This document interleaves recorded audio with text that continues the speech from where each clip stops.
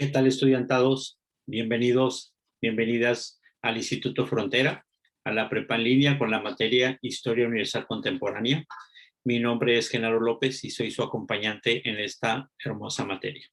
Bien, pues hemos estado platicando acerca de la colonización, acerca del imperialismo, platicamos de la Primera Guerra Mundial. Hoy comenzamos hablando de la vida entre guerras. Entre ello platicamos la recesión económica de 1929 y cómo eso tiene y repercute fuertemente en América Latina. No alcanzamos a verlo cómo repercute en África o cómo repercute en Asia, pero también tiene su efecto. Bien, comencemos. Toda decisión que la humanidad tome ante situaciones hostiles repercutirá tarde o temprano en las prácticas políticas del mundo. La Gran Depresión es una consecuencia de la Primera Guerra y también precursora de la Segunda. Vamos a platicar también de las doctrinas totalitarias. El mundo entre guerras. Entre la primera y la segunda. Recordemos pues que la Primera Guerra se conoció también como la Gran Guerra, porque nadie creyó que el ser humano sería tan tonto, tan sonso como para repetir la historia. Y no solo la repitió, sino que la acentuó, le dio un sentido mayúsculo a la agresión, a la muerte, al desabasto, a la destrucción de las cosas. Bien, primero vamos a conocer qué es el crack. Bueno, tomé este link de esta fotografía del internet. Realmente es crack con C nada más, no con la K de kilo, porque crack ya tiene que ver con el sentido de una persona que tiene mucho éxito en algo, que es muy hábil en algo, o el crack que es un derivado de la cocaína, ¿no? Pero bueno, el crack de 1929 fue la caída de la bolsa de valores. Esto es lo que tradicionalmente se ha creído, pues que realmente la bolsa de valores, y cuando tú buscas en internet o en libros la información, generalmente encuentras de que el problema fue la bolsa de valores, que fue Wall Street, pero en realidad o hay otros escritores, otros interpretadores económicos o de las finanzas o de la historia financiera y económica, en donde dicen que realmente tuvo que ver más con la industria, como lo hace el doctor González Molina, que sostiene que el verdadero factor que originó este desplome financiero fue el deterioro de las utilidades del sector industrial estadounidense, es decir, que el carbón, la siderurgia, el telégrafos, el ferrocarril y los puertos empezaron a perder utilidad, por lo tanto perjudicaron la bolsa de valores y se colapsan, ¿no? El autor plantea, o sea, el doctor González plantea una relación causa y efecto entre el desplome financiero que limitó la exportación de capitales de Latinoamérica con el comienzo incipiente de la industrialización del subcontinente latinoamericano. Cabe mencionar que la crisis del 29 marca un hito en el desarrollo capitalista, como presenta ya lo que describimos como la fase superior del capitalismo, que es el imperialismo.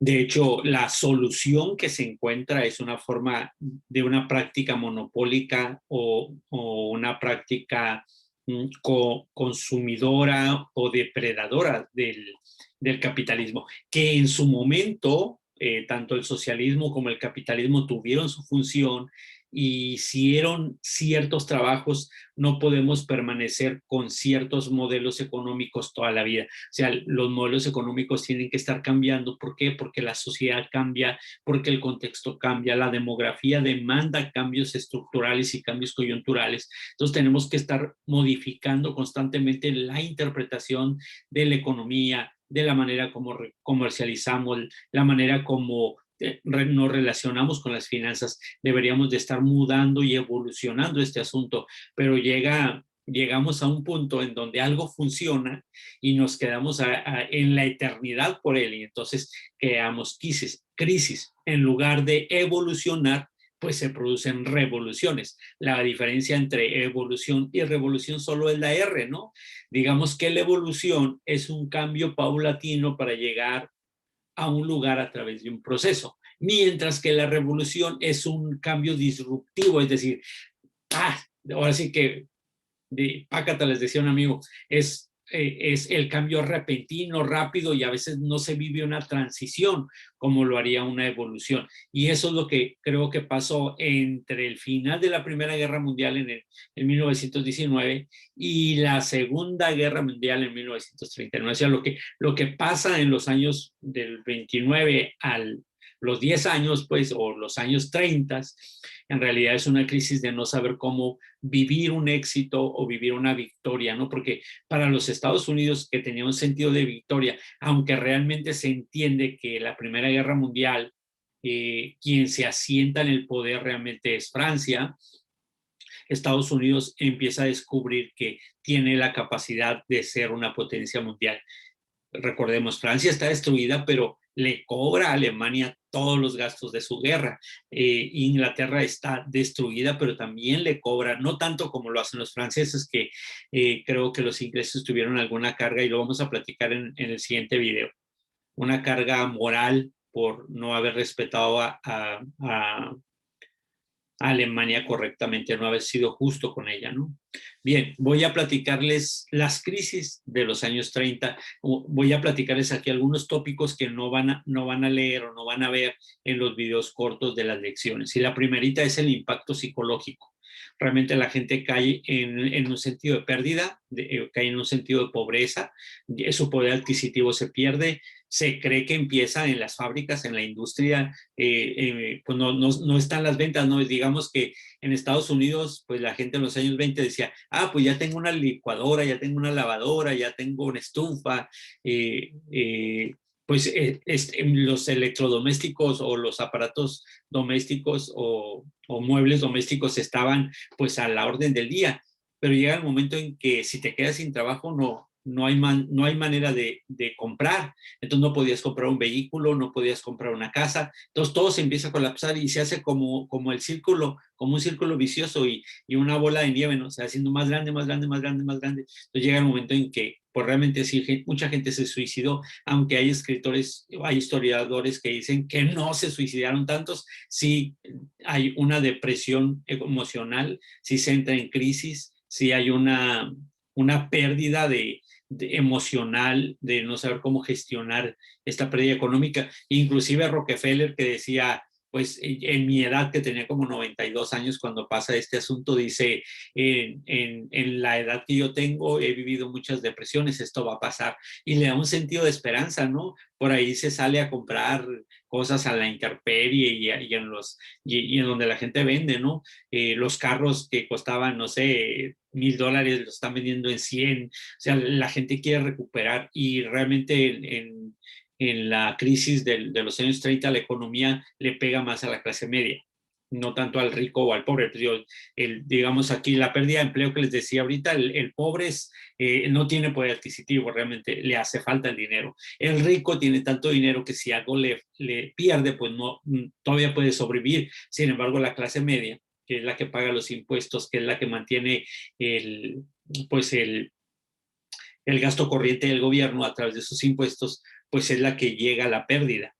Y cuando pierdes la clase media, hay un desequilibrio socioeconómico, porque el pobre no puede pagar impuestos y el rico es tan rico que sabe cómo evadirlos. Entonces, la clase media es la que mantiene un equilibrio. Hay que cuidar muchísimo la clase media. Creo que es la parte que el capitalismo depredador o monopólico no comprende.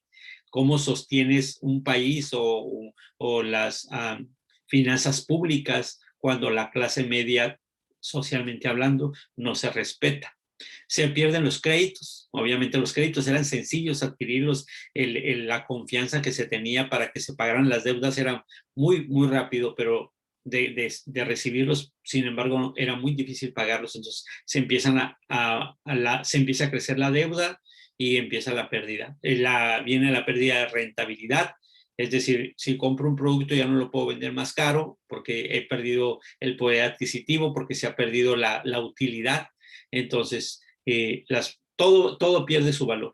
En este tiempo, recordemos que aquí tenemos una crisis del alcohol también, que estamos viviendo la prohibición del alcohol, estamos viviendo la prohibición del consumo, almacenamiento y procesamiento del alcohol. Por eso Tijuana empieza a tener cierto auge en estas fechas y empieza a desarrollarse económicamente porque es donde pues venían a emborracharse, ¿no? Bueno, no solo Tijuana, Ciudad Juárez, Matamoros, etcétera, ¿no? Pero Tijuana, porque es por donde vivimos, entonces tengo que platicar, aparte soy de Tijuana. Otra crisis es el impacto político, ¿no? Para los países totalitarios como Japón, Italia, Alemania. Japón con Hirohito, Italia con Mussolini, Alemania con Hitler, pues el ideal o modelo económico que tenían los Estados Unidos no les parecía favorable, menos con la situación de 1929, ¿no? Con el viernes 13, con el viernes negro. De ahí viene el concepto este de el fatídico día 13 de, de el viernes 13, ¿no? Porque es como, es un mal día, pero realmente el martes 13, o sea que agarran el 13 como el día malo porque es como el tiempo de la crisis económica.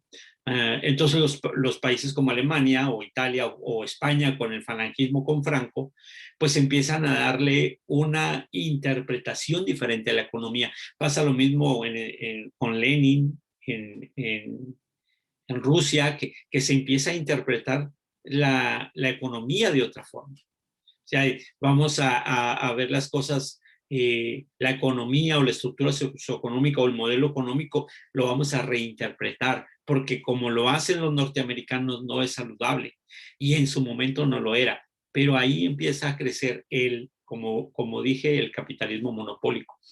Eh, Ahora, esto es muy importante y me costó mucho estarlo investigando porque entre presentarles un contenido diferente de lo que les presento en una clase en vivo y lo que les presento en los videos de las lecciones, pues, ¿qué puedo explicar que sea diferente de una parte de la historia? Pues viendo la historia desde América Latina, ¿no? ¿Cómo es que vamos a interpretar los mexicanos, los centroamericanos, los sudamericanos, los africanos, los asiáticos, la crisis de Estados Unidos, porque ya era una potencia, no como lo ha sido los últimos 100 años, pero ya era una potencia económica, ya era una potencia militar, ya tenía un prestigio al final de la Primera Guerra. No tanto como lo tiene al final de la Segunda, definitivamente, pero ya tiene cierto poder. Entonces, pues nos vendía producto terminado y nosotros le vendíamos materia prima. Entonces, a finales de los siglos de los años 20, del siglo XIX, del siglo XX, pues se empiezan a expropiar, exportar los capitales de Estados Unidos a América Latina y nosotros empezamos a comprar autos y electrodomésticos, pero no teníamos el poder adquisitivo para comprarlo, entonces ellos, su producto se les empieza a quedar, no lo pueden vender tampoco, entonces se crea, la falta de consumo crea también parte de la crisis, ¿no? Estados Unidos e Inglaterra también forman una parte importante en el desarrollo de la economía de los países latinoamericanos. Les leo, los impactos en América Latina fueron diversos, se encarecieron sus importaciones y el precio internacional de la materia prima bajó. Al mismo tiempo, la región que tenía que amortizar una deuda de 660 millones de dólares, es decir, a la triple de su entrada de capital. Nosotros tenemos una entrada de capital, pero tenemos una deuda, entonces tenemos un superávit, no, tenemos un déficit para el pago, ¿no? Disculpen. Entonces, en 1935, por eso es importante, no estamos hablando del año 29 en total, porque cuando Estados Unidos entra en una crisis económica, a nosotros nos va a pegar años posteriores y entre más se aleje el día o el año, más nos pega. Entonces, los años 30 para Latinoamérica y el mundo no anglosajón o el mundo del sur, como le dijeron los sociólogos, es complicado en el desarrollo económico. Argentina, por ejemplo, que tiene un producto per cápita similar a los países europeos, empieza a bajar. Su impacto de crisis fue menos para el resto de la región, sí, pero Producto Interno Bruto era 5 veces inferior. Es interesante anotar cómo las políticas proeuropeas del presidente Porfirio Díaz no eran bien vistas en Washington, por lo que los estadounidenses no fueron imparciales durante el proceso de la Revolución Mexicana y permitieron que Francisco I. Madero residiera en los Estados Unidos y le preparaban una lucha armada. Voy a explicar algo de Porfirio Díaz, porque siempre creemos que Porfirio Díaz era el malo de la película. No en todos los casos. Fíjense bien, cuando Porfirio Díaz era presidente, creo que lo expliqué en alguna clase de historia de México, le podíamos prestar dinero a otros países. Y le podíamos prestar dinero a otros países, o sea, nuestra moneda no se devaluaba. Obviamente teníamos un gobierno totalitarista, sí, era una dictadura, pero ya habíamos tenido dictaduras, ya habíamos tenido a, a Santana, dictador, ya habíamos tenido a los imperios, ya eran con formas de dictadura, el imperio mexica, el tolteca, la autoridad dependía de un solo hombre, ¿no?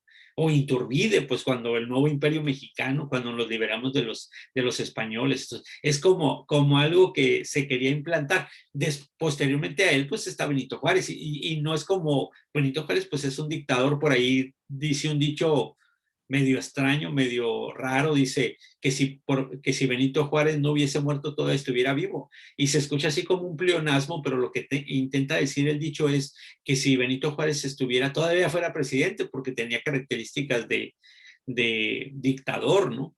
Entonces, Porfirio Díaz intenta no estar subyugado por los Estados Unidos, sin embargo, sí tenía una relación muy estrecha y amaba lo francés. De hecho, tenemos este concepto de muchos muebles que no le fueron comprados a Estados Unidos, sino a Francia, ¿no? O sea, empezamos a tener una relación comercial muy seria con Francia. Obviamente, lo que ha pasado con México cuando quiere tener relaciones comerciales con China, inmediatamente Estados Unidos se pone en una condición de inflexible y nos quiere condicionar, ¿no? Otra cosa es que el subcontinente latinoamericano tuvo que dar un viaje en su visión, o un viraje en su desarrollo económico a raíz de la crisis de los 30. Y entonces empieza o más bien comienza a ver a Estados Unidos y a Europa como que ha dependido de ellos y como que hay un tiempo de cambiar. Entonces, considerando la imposición del bajo precio de las materias primas de Estados Unidos y Gran Bretaña, entonces Latinoamérica genera desempleo y miseria. O sea, no nos quieren comprar la madera, no nos quieren comprar el petróleo, no nos quieren comprar. Entonces, ¿qué hacemos? Pues vamos a buscar otros medios, pero mientras que eso pasa, pues ya nos dio pulmonía. Dicen que cuando Estados Unidos le da gripa, nos da pulmonía. Pues ya no quiero pensar qué le pasa a Argentina, qué le pasa a Chile, que México es uno de los países que tienen un mayor índice de contratos o tratados de libre comercio con el mundo, casi con todos los países. En ese sentido, pues podemos comercializar con muchos otros. Esto no es nuevo, ya lo hemos hecho desde, como les digo, desde Porfirio Díaz ya teníamos ese sentido, ¿no? En México se expropia el petróleo en los años 30.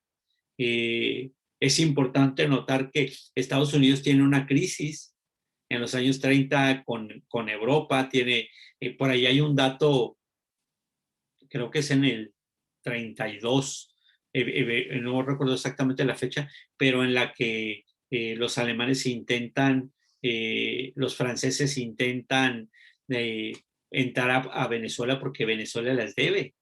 Entonces Estados Unidos va y pone sus buques ahí y les dice, no se van a meter aquí, porque es con Alemania, no quiere pagar Venezuela, no tiene dinero para pagar, y defiende Estados Unidos a Venezuela, algo que ahora no está pasando, que le ha hecho un cerco económico, ¿no? Otra cosa importante, el modelo económico de la sustitución de importaciones, que lo aplicamos en México, lo vimos esto en estructura socioeconómica en cuarto grado, en donde nosotros le comprábamos a Estados Unidos y a Europa muchos productos. Cuando los presidentes se dan cuenta que nuestra industria no está creciendo, o que más bien tenemos industria leve o liviana, como textiles, alimentos, etcétera, cosas muy rápidas que pasan del proceso de la fabricación al consumo, pues entonces eso es leve, ¿no? No teníamos siderúrgica, no teníamos metalúrgica, teníamos muy poco desarrollo industrial pesado realmente. Entonces, qué hacen los presidentes? Pues promueven un modelo que se llama sustitución de importaciones. En lugar de comprar vehículos, fabricamos vehículos. Entonces, para que ya no compremos. Y eso más o menos pasa con el mercado de Uber, de Didi, todo este asunto ahorita que el gobierno mexicano ha subido el nivel de importación, los aranceles de importación. Si tú quieres importar un vehículo, entre más viejo está el vehículo, más caro es la importación. Puedes pagar hasta $3,000, $4,000 de una sola importación de un vehículo que a lo mejor te costó $3,000. O sea, vas a pagar más de impuestos por importarlo. Entonces, ¿qué provoca esto? Que con los $3,000 que vas a comprar, más los $3,000 con lo que lo vas a importar, tienes $6,000, tienes más o menos $120,000. Entonces tú dices, pues mejor me compro un carro del año, pero mexicano. Esa es una forma de sustituir la importación. Ahora, este modelo llega a su fin cuando dicen, oye, vamos a cambiar la industrialización por la sustitución de importaciones, es decir, vamos a desarrollar la industria. Este sentido de desarrollar la industria mexicana, pongamos el ejemplo del calzado, ¿no? De León, Guanajuato, o de Guanajuato, ¿no? Vamos a desarrollar el calzado, o vamos a desarrollar la metalúrgica, o vamos a desarrollar la madera. Entonces, ¿por qué? Porque ya no lo queremos importar. Entonces desarrollamos industria pesada y las principales medidas para la industrialización, primero es el subsidio. Creo que de arranque, hablando económicamente, era bueno que el gobierno subsidiara, apoyara o estimulara las empresas que querían invertir, pero no tanto como está pasando hoy, ¿no? Que le puede poner el gobierno mexicano a alguna empresa extranjera una nave industrial para que ponga sus elementos, porque no pague impuestos, que no pague los recursos, como la luz, el agua, solamente porque le da trabajo a personas. Entonces, ya no solamente pues, se sobrepasa de estímulo y se sobrepasa de subsidio. En realidad, se requiere que el Estado se involucre cada vez menos en el gobierno si realmente queremos tener un capitalismo sano, si realmente queremos tener un socialismo. El socialismo, la diferencia es que el gobierno es el que controla la economía. Entonces se vuelve así como que el socialismo sabe lo que el pueblo ocupa, o si eres capitalista depredador, pues entonces vas a permitir el monopolio, vas a permitir que Walmart, que Oxxo, que Amazon tengan el control de la economía, como está pasando con las redes sociales. Hay un momento en que ya no puedes inventar algo nuevo porque o crear o ser emprendedor o crear nuevos negocios porque las grandes empresas, tú vas a ser un pequeño competidor o no puedes competir con ellos por los grandes mercados y el gran ofrecimiento que se tiene, ¿no? Sobre un producto. Las otras barreras, pues que se imponen altos aranceles que les comentaba hace un momento, que quieren producir niveles de locales, es decir, compra local, no consumas extranjero, compra local, y vamos a limitar las importaciones, considerando un golpe según el país de donde procede. Por ejemplo, el zapato chino, para que pase a México, pues el zapato puede costar $1 el par de zapatos, pero cuando llega a la línea para ser importado a México, paga 400% de importación. Entonces, ¿cómo vas a pagar $400 por un zapato chino? Entonces, pues compras el zapato mexicano. Dicho sea de paso, y entre paréntesis, que también esto genera el tráfico, ¿no? El contrabando. Entonces, ¿hay zapato chino? Sí. ¿Y dónde pasa? Pues por el tráfico, la corrupción llega a México, pero de manera legal no pudiese entrar porque es muy caro el arancel. El tipo de cambio entonces es intervenido y entonces empiezan a cambiarnos el dinero basado en dos cosas básicas, en la demanda, en la oferta y la demanda, y también en el sentido de el tráfico menor de dólares. Mucha gente tiene $5,000, cruza a Estados Unidos, los cambia, luego viene, los cambia en México, o luego eso va otra vez, y va y viene 2, 3 veces al día y gana un dinero, pero está creando una oferta y la demanda y está encareciendo el dólar. Pareciera que está haciendo negocio, pero en realidad está traficando y está violentando el tipo de cambio. No todo, no toda la responsabilidad de que el dólar se devalúe, el peso se devalúe sobre el dólar, es responsabilidad del gobierno. También lo hacemos los de a pie, los ciudadanos de a pie, también lo hace la demanda de las empresas y también lo hace la manipulación y la especulación del mercado común europeo, del Banco Mundial y del Fondo Monetario Internacional. Pero en general todos somos responsables de que esto funcione. Y por último, el Estado decide qué sector son claves y los financia y otorga beneficios fiscales. Como les decía, ha pasado muchísimo a algunas empresas que no habían pagado impuestos, como FEMSA, que por muchos años no pagó impuestos. Bueno, los de la Cuarta Transformación dicen que 32 años tienen sin pagar impuestos. En realidad no tengo ese dato para presentárselos, pero sí sé que no pagaban impuestos porque al final sí le daban trabajo a las personas. Bueno, hasta aquí espero haberme explicado acerca del impacto que tiene la crisis de los años 30, comenzando el 29, sobre América Latina y la situación en Estados Unidos. Ahora entramos a las doctrinas totalitarias y vuelvo. Hay 4 doctrinas totalitarias: el militarismo japonés, el franquismo, falangismo en España, el nazismo en Alemania con Hitler, y si pues ya ponemos a Mussolini en Italia con la cuestión fascista, y si queremos agregar a Lenin y después bueno, a Lenin con la cuestión socialista de Rusia, que son gobiernos totalitaristas o absolutistas que miran a Estados Unidos como una competencia filosófica o geoeconómica. Entonces, estas doctrinas se desarrollan, aunque yo quisiera más que lo explico eso en un video de las lecciones cortos, quisiera platicarles algunas cosas de cómo funciona esta en América Latina, cómo la repercusión de Estados Unidos pasa hacia México. Y tengo aquí algunas cuestiones, por ejemplo, las dictaduras. En México, creo que Ávila Camacho fue el último general. De ahí en adelante hemos tenido académicos, licenciados, abogados e ingenieros. Hemos tenido de presidentes.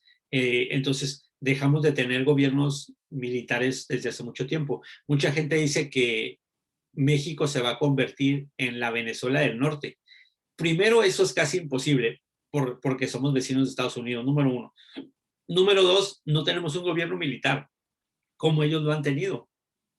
Pero si miramos a Nicaragua con Somoza, o miramos a Colombia, o miramos a Guatemala, a El Salvador, a Honduras, a Haití, o sea, miras todos estos países por esos años y tenían gobiernos militares. Todavía nosotros en esas fechas, Porfirio Díaz era militar. Bueno, se buscaba que Francisco I. Madero, que no era militar, pues cambiara las cosas. Aún así no lo hizo. Después viene Benito Juárez, que tampoco es militar, que es abogado, pero no logra transicionar y vuelven otra vez los presidentes a gobernar hasta que cambia el poder de militares a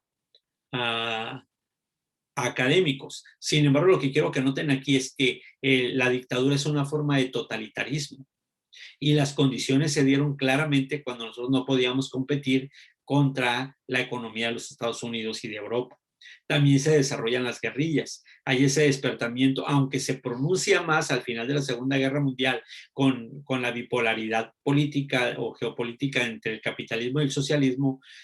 Sí teníamos guerrillas ya en los años 30. Y pues obviamente en una guerrilla se desarrolla mucho un concepto anárquico. ¿A quién vamos a obedecer? La guerrilla no da inseguridad, crea terrorismo, crea horror. Y tenemos el socialismo que tenía el pleito con el capitalismo monopólico depredador. Y pues no nos alcanza, pasamos 30, 40 años con ese pleito, ¿no? De quién va a gobernar a quién. Entonces, las doctrinas totalitarias, aunque no se presentan claramente en América Latina, sí tenemos conceptos de dictadura, de guerrilla, de anarquía, socialismo y un versus capitalismo. Aunque vuelvo y pronuncio, hasta la Segunda Guerra Mundial esto se manifiesta con mucha más claridad, aún ya existía en los años 30. Y tengo aquí una bibliografía que les quiero dejar por si alguno de ustedes está interesado en estudiar un poco más del asunto que les explicaba al principio del doctor González Molina. Les agradezco mucho, estamos en contacto, cualquier cosa a través de la plataforma. Muchas gracias y hasta luego.